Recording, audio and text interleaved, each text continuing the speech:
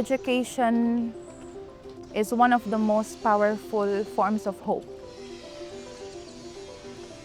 It creates chapters of opportunities for me na makatabang ko sa uban.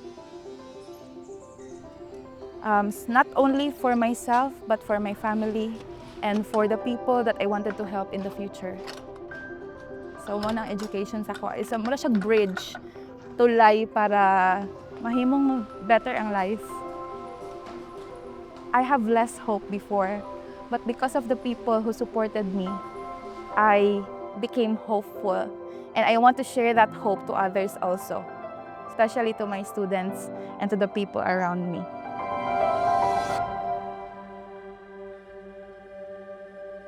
I'm Rhea Delle Acohedo. I'm a teacher by profession. When I was young, I lived in a small room sa kuang lolo ug lola nga balay. Pero nagka-problema mi. So there were conflict between families. So that's the reason why we moved from one place to another. Naka-experience mi nga no electricity, moatog school nga walay baon, and even walk a long distance para lang makaabot sa school. That's when nakaingon ko nga, oh my gosh, uncertain kay akong life. Unsa kaya ang future na nagahulat sa ako with the situation I am in. Tungod sa mga naagian nako nga dili gyud lisod siya.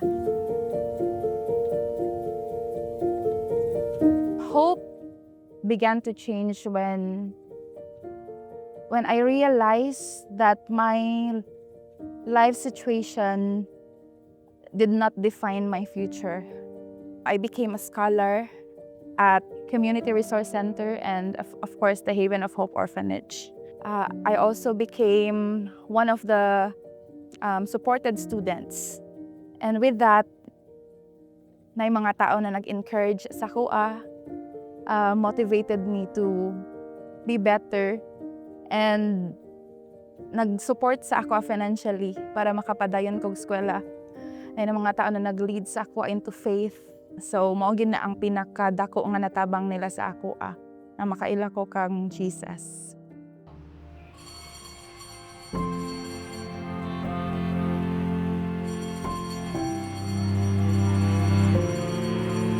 Teaching is not my first choice. But then I realized with the experiences I had,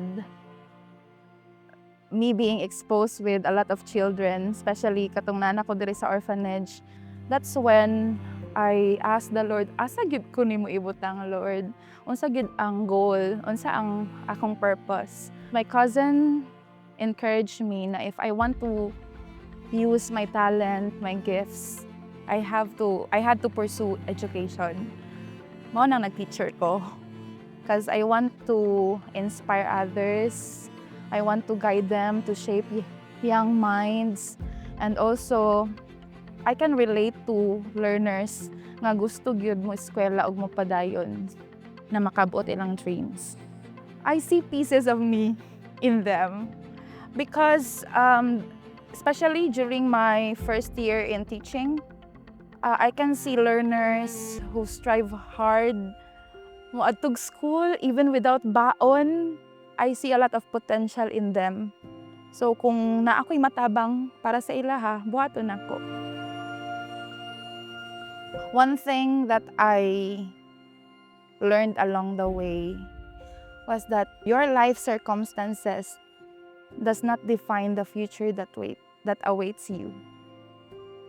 So bisan pag pobre kayo ka, bisan pag naglisod ka sa imong childhood life, it does not mean na maglisod ka hangtod sa hangtod. I have less hope before, but because of the people who supported me, I became hopeful. And I want to share that hope to others also, especially to my students and to the people around me.